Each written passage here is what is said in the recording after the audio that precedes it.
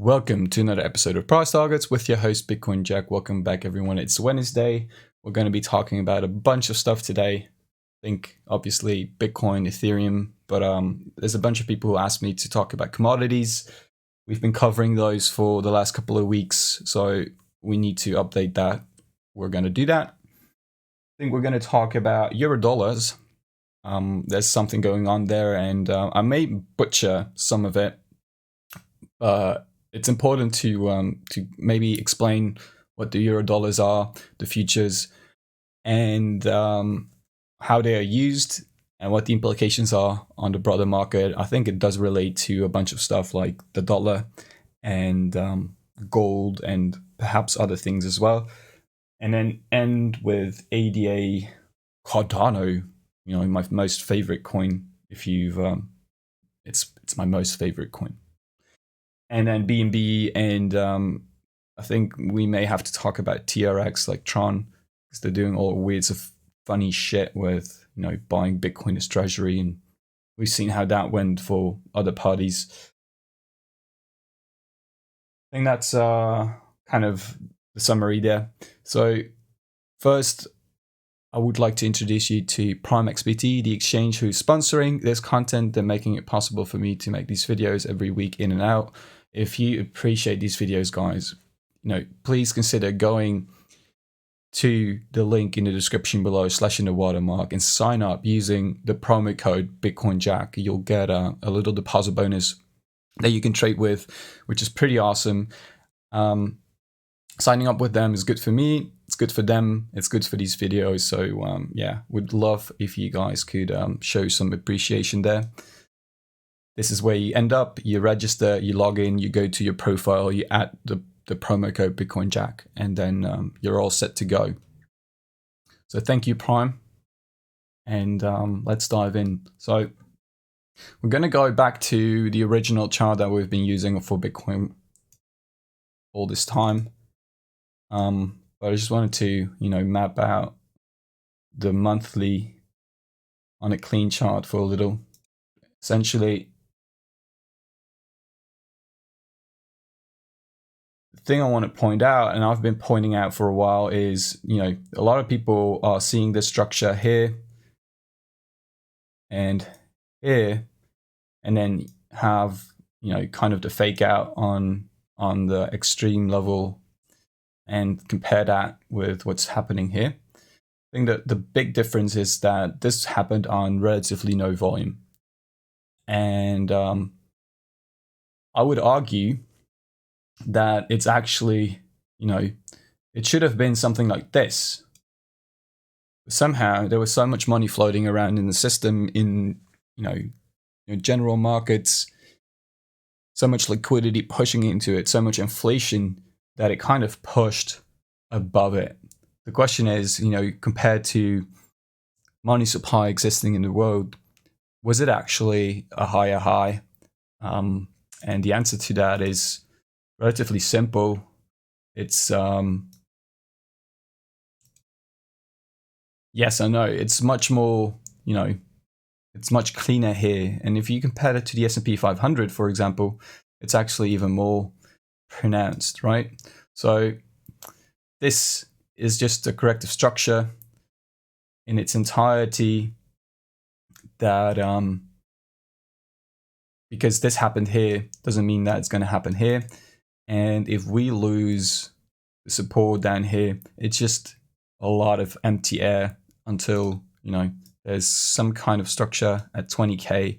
And then below that, we're kind of at the mercy of whatever happened here. So, anywhere between 12 to 14K. I don't think, outside of this high here, which caused a little bit of a struggle here, this happened so fast that once you start losing this, there's so many people wrong that it's just, this is a giant, like a giant distribution if this doesn't, kind of start pivoting and make new highs. So I think that kind of summarizes the higher time frame there. ETH, I like to keep an eye on ETH against Bitcoin. I think it makes the most sense to know whether we're trading ETHUSD or BTCUSD. And this is the chart I've been posting on Twitter. Kind of a little range. There's been a lot of demand for Bitcoin, for ETH in this zone previously for the last 400 days. And the range is actually pretty simple. Double bottom here. And then you have this low here that got rated and then sent prices higher significantly. And then it got retested here. So it kind of confirmed this level. And then the level here in the middle is basically just the level in the middle. And you can see if we dive into the hourly, how well this has been trading. I think there's some kind of a wedge forming like that. Or like that. I don't know how you want to draw it, but something like that. Okay. And it's essentially tapping out and in out of the wedge structure, but being contained. Generally, market would expect this to go up. And I did make a tweet, I don't know, it was yesterday or the day before, where I said that, wedgy structures that are, that qualify as a wedge or look as a wedge, that don't break in the expected direction, they're some of the most aggressively expanding structures, because generally they attract so much asymmetry in participants. Because everyone can recognize a wedge, and everyone's going to trade it, especially if there's a lot of new money, class of 21. So this is the direction that we're expecting for ETH BTC, but on a bigger time frame, I wouldn't be surprised that this is going to come down here, and then it's at least going to come to the 0.055 region here. I do think, however, we zoom out a little bit, that it's just, if that's the case, if that's going to happen, it's going to set up for the next level, which is this, this structure here before further continuation. And why is this level particularly interesting here? Because of the acceleration that came out of it, right? So resistance, and then once it got broken, it marched through resistances very, very, very fast. You could say the same happened around here. So that's also an interesting level. But before we actually reach that, there's this high here and this kind of structure here. And then other than that, it's tricky. But yeah, I do think that if this is not going to behave as a classic falling wedge and break up, I do think the chances on that are significant. We're going to go to the low 0.05s. That makes sense. Maybe grab like ETHUSD chart for a little. There's actually, this is interesting in the sense that, I think a lot of people are watching this and looking at this, seeing similar kind of structure, and they're willing to kind of start betting on it here. So either this is actually going to follow through a little bit, and I'd fade it personally. This is a very small structure, not as much volume as the one traded here. I don't think, people expect this to produce a similar reaction as it did here. It just doesn't make sense. There's not as much volume trapped here, and also it's not, the first big pullback. We've been here before. Essentially, this was the demand slope, and it's broken down. It swept the highs, rejected here on a retest, and then I feel that this is going to break down eventually. I don't even think that this might actually pop up. So, triangle, descending triangle at support doesn't look too great. If it does pop, then I do think it's gonna come and retest these levels. And obviously, I think there's like merge going on testnet. So, I don't know. Probably some volatility here.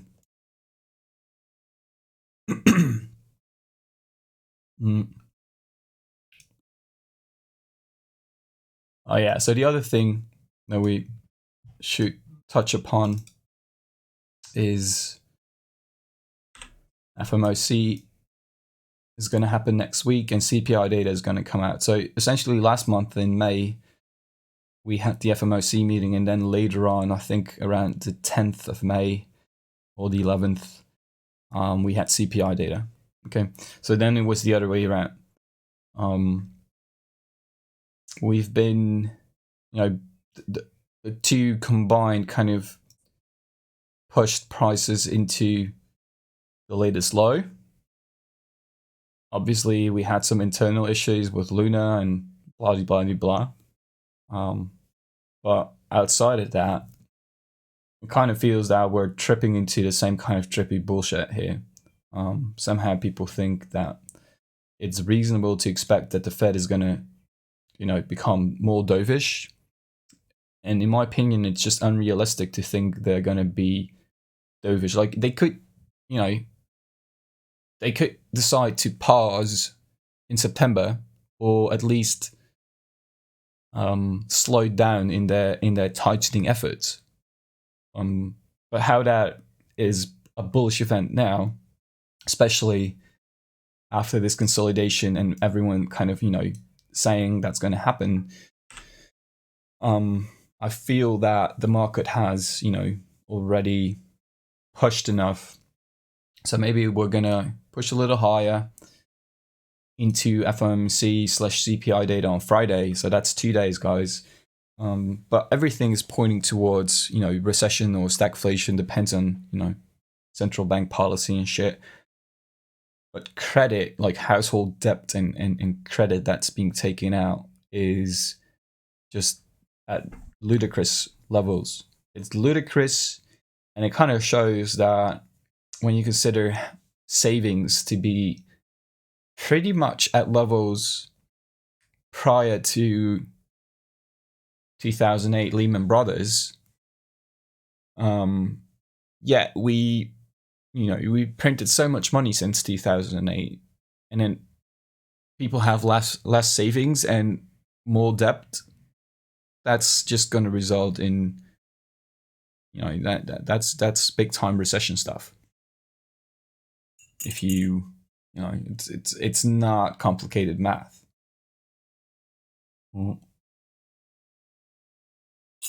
And a lot of that household debt is probably caused by inflation, taxes, people just running out of money,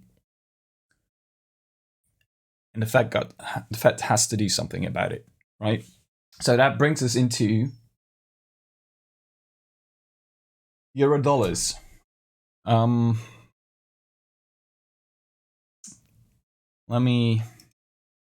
Okay, so essentially, let me draw. Okay, so this here is the Eurodollar. Eurodollars are futures for that kind of allow people to hedge future interest rates on dollars outside of the US system. So you got the liable, the London interbank rate, which is the rate for a 3-month maturity loan, right? And essentially, it's people are hedging it at 2.66% right now, and it's up from 1.8-ish%. What does that mean? It's that rates in Europe because that's usually, that's where majority of Eurodollars are being used up significantly. And if we look at history, yellow is the 2-year bond yield in the US. And then you got blue here, which is the 3-month yield. The 3-month yield is at 1.3%, let's say. And then the 2-year yield is at 2.75%. The 1-year yield is at 2.2, and then a 3-month maturity loan is being hedged at 2.66%. Okay, so you can basically see the relation of the Eurodollar rate here with the 2-year. Generally, you'll see that the 2-year is slightly elevated compared to the Eurodollar, and that makes me believe, because they're here on par, right? They're like, you can zoom in, you'll see they're pretty much at the same level. To me, that implies that the 2-year yield is going to go up and push beyond 3%, which sits here, which is the 2018 high. And that is, this is just a stupid sample size, but we can see that in the past, when either the Eurodollar or rates in general kind of tapped into previous resistance at a double top. This is 2000. This is 2008. It's no goodie, right? And to me, this signals that they're expecting higher rates.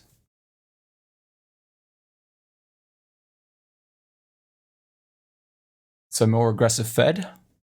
We're going to see how this is going to work out, but generally, I'm expecting for yields to go up, and that ties into gold basically. Because, let me just get the gold chart.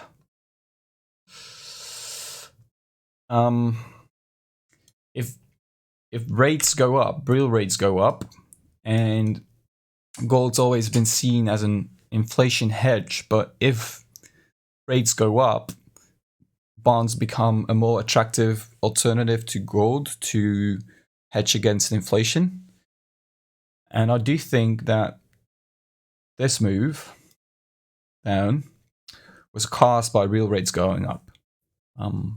So people ditching their gold and getting into fixed income instruments. And if the Eurodollar is any indication of, a push in rates, either gold is going to come down or inflation is just very bad, which then may be good for gold, but bad for everything else. So this is a little bad.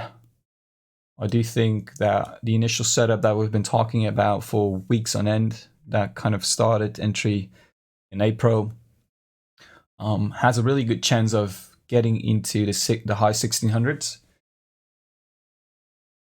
Maybe we tap a little higher here on price, like into the level here. Okay. So if the theory on the Eurodollar holds, that also has implications on the dollar. And we've been talking about the dollar, and I'm a dollar bull. And I essentially, have been of the conviction that this could go as low as here.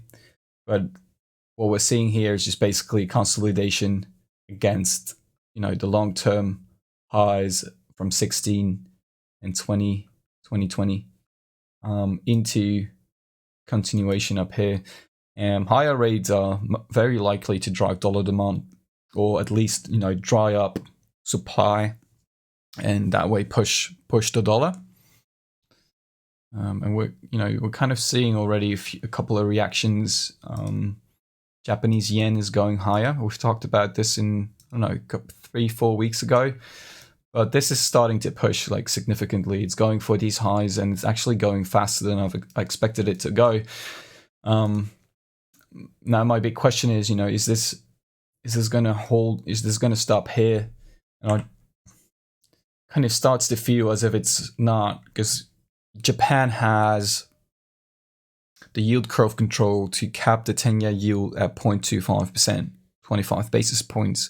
So they're kind of flushing their system with a lot of inflation. I don't know if if this is just a giant inverse head and shoulders. So I think the next push is going to be between these two highs from 98 and 2002,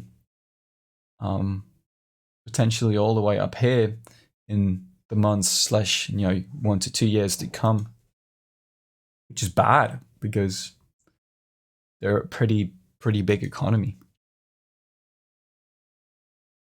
in terms of cash. So yeah, we can look at the 2-year yield here, and it's basically, I don't know if this is where it's gonna show continuation, but the whole idea of the Eurodollar rate going up, making me have the assumption that the 2-year yield is gonna push. It's been doing that since last night, so I don't know. I think this is gonna go higher, and that brings us to oil, gas.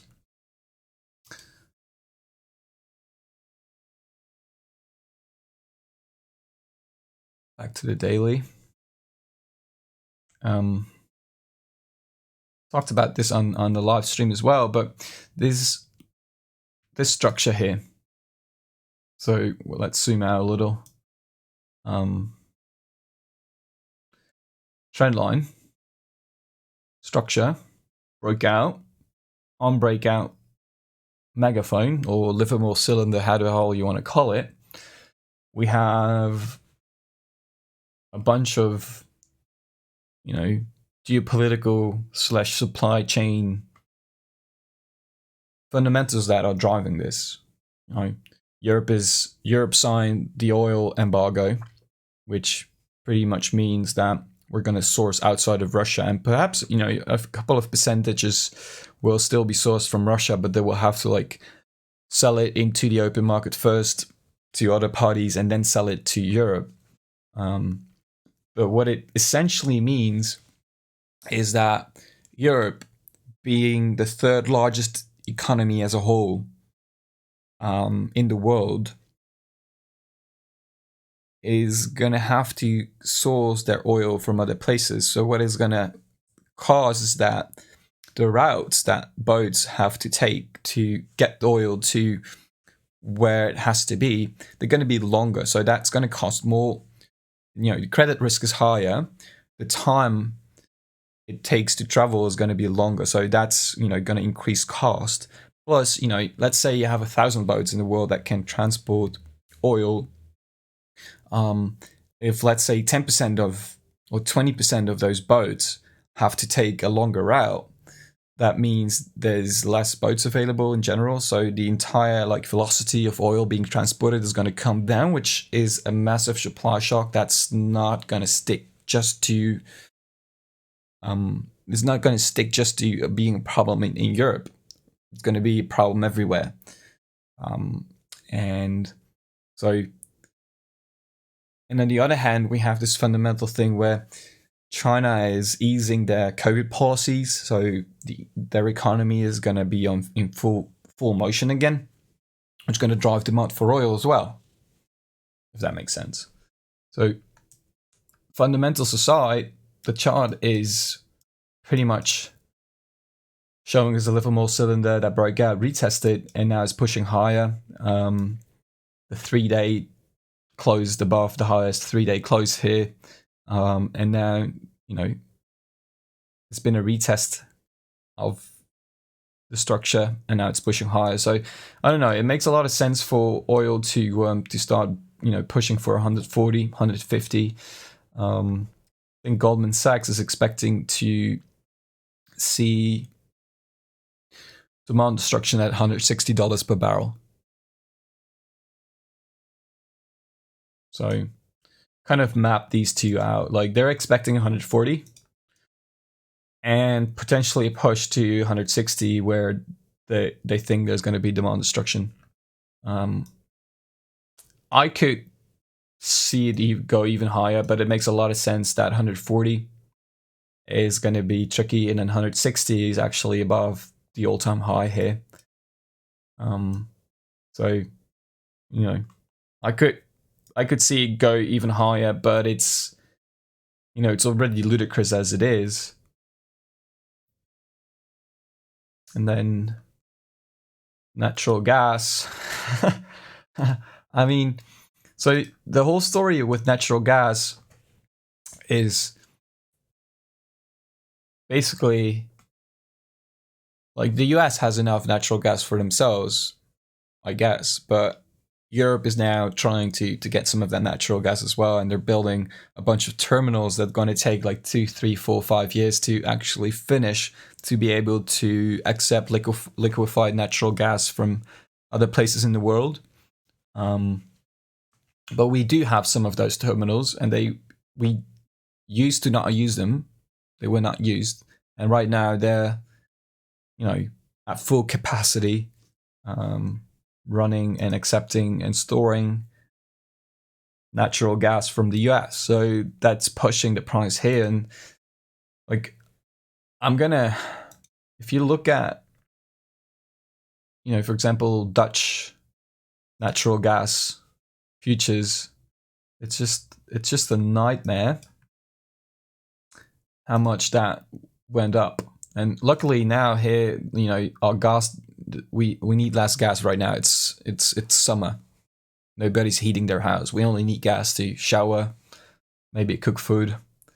But this went 60x in 2 years' time. So the overhead cost to bring that gas in from the US through ships and terminals, is easily justified, considering, even at today's prices, it rose 20x from, post-COVID crash. It's pretty insane. Post-COVID crash, 20x still, 60x. So if you look at US natural gas, it's not surprising that this is moving higher. If it does surprise you, well, now it no longer does, I guess. But yeah, oil, gas, basically energy in short supply, higher prices leading to pretty much everything else becoming more costly. Like you need energy to produce food, fertilizer, to grow crops on land. It's pretty shit show. And luckily, we have wheat, which is only up what 160% since March. So commodities are still on the rise. We have two indices that we can look at: the AW and the DBC, and both are pushing higher.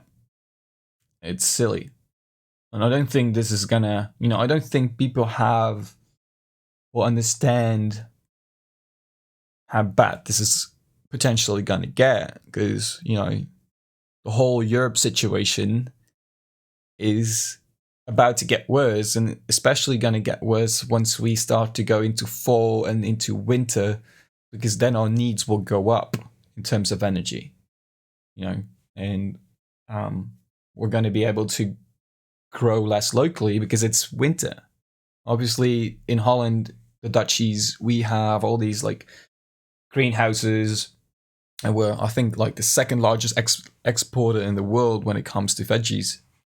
But we grow all of that in greenhouses, and those greenhouses have like power units that run on gas, natural gas, that burn natural gas to produce CO2 and heat to keep the whole thing running. So my cucumber went from 30 cents 2 years ago to stupid prices of €1.50 almost. And now gas is kind of like, pulling back, but the situation is not going to be better this winter. So we're the second largest exporter of veggies in the world.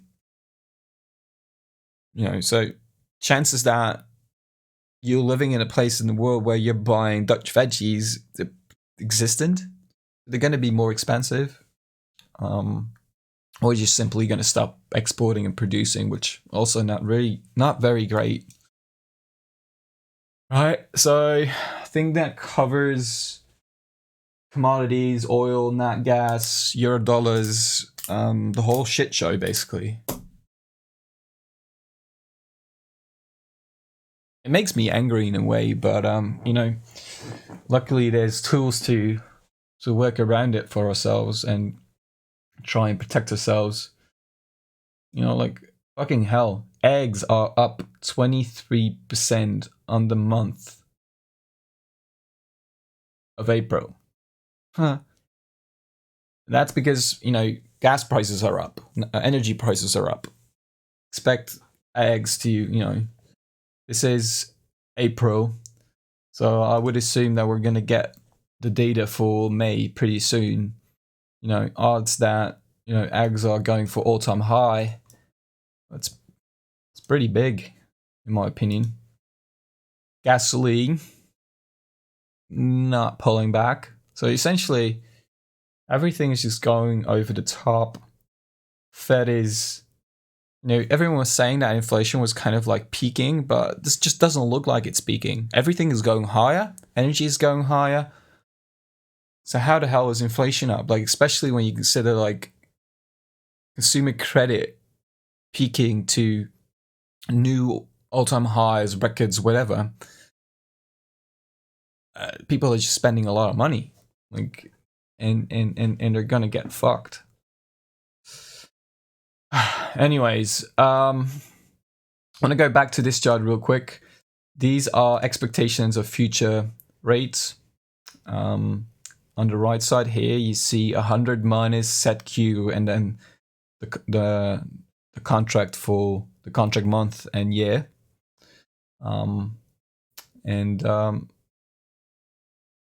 Market's still expecting, 3% by next year in Fed funds rate. So essentially we're at 75 to 100 basis points range right now. That means it's going to be, a 200 basis point cumulative hike if nothing changes by January. So essentially we have July, then we have September, October, November, December. So I think there's like 4 or 5 more moments to hike. Essentially, if the market is right about how they're hedging this stuff here, it's basically they're not expecting the Fed to slow down a lot. So basically 50 basis points now in June, 50 basis points in July. So then you still have another 100 basis points to go, which could fit in. But if the Eurodollar here is kind of signaling some crazy increased inflation expectation, I think there's going to be some concerns regarding perhaps prolonged 50 basis points, or maybe even as aggressive as 75 basis points, which would be ludicrous. Like, I don't know when was the last time they raised 75 basis points, but just keep an eye on this because Europe is about to kind of show where things are going. All right. Man, okay, this is 35 minutes already, so quickly into ADA, you know, my favorite shitcoin to bash on. Shorted it back in, Pico top, only into here. If only I would have held on to this into here. Anyways, this was a pretty good short. Let me just delete the drawings. ADA Cardano pretty much came back to the July levels. I think there's going to be room for a rally, but I think eventually I do think it's going to break and come into the lows of December 2020. And I'm not a fan personally of it fundamentally, and I think Charles is just, a giant pathological liar.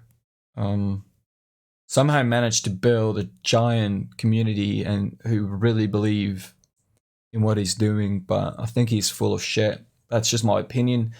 I think this is gonna, come back to where it pretty much always started its rally, like, here, here, here. I think it's going to come back down there. If it does come back down there, it's a place where I, would consider going, getting a bag, not because I fundamentally believe in it, but I fundamentally believe in its pumponomics and the people behind it to be able to attract a whole new army of new participants to sell into on the next cycle. Okay, so I'm not too interested. BNB.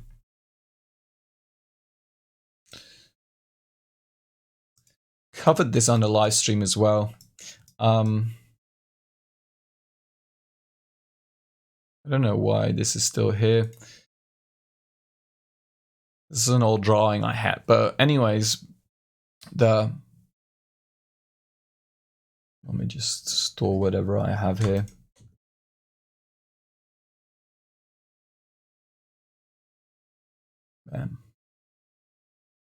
Anyways, I do think this at least has to come down into the double bottom here, and very likely is gonna try and come into this block down here, and then the low of this block here coincides with this, so that's a little bit of extra confluence. This was, I think, the bearish retest that's gonna trigger the signal of weakness right here. Maybe a little bit of a throwback, and then eventually trade into the levels down here. And then I don't know, like TRX, BTC, TRX. It's dynamite.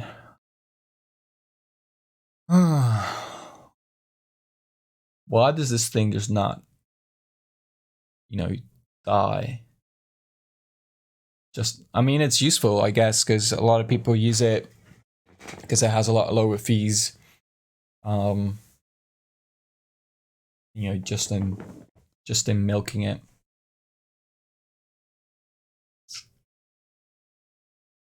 When I look at this, I wanna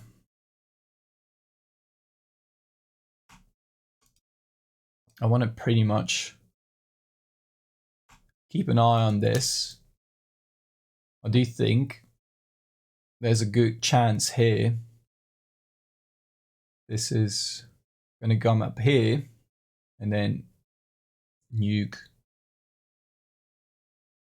into the mid-range of the previous range. So, just by looking at it with, bare eyes, this here, this is the middle of this range down here.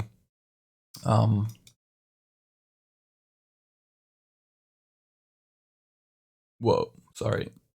Man, I don't know why, but sometimes I need to burp so much. I think it's just because I talk too much or talk too fast. I think this is kind of like quote unquote this like ascending triangle that's just gonna, rate the highs here, have some kind of deviation above it, and then when it trades back below, it provides like um a super clean retest, then back into here, and wouldn't be surprised that that eventually also trades back into kind of where it started to break out, which is here. So let's say something like that happens, you probably want to bring down your stop, but you want to know where this high goes first, and maybe you could even enter it like more aggressively with a smaller risk but high, like larger back, because your stop is closer. But essentially, I do think that if this pops above here, comes back into the range, it's going to trade into the middle of it, bounce, and then come into the lows here. So, okay, well, 42 fucking minutes is a very nice, 420. Nice number. I hope you guys enjoyed that. And I'm gonna catch you, I think, on Friday to do a little update. That's gonna be a lot shorter. I said this one was gonna be 10-15 minutes max, so enjoy it. All right, guys, catch you later.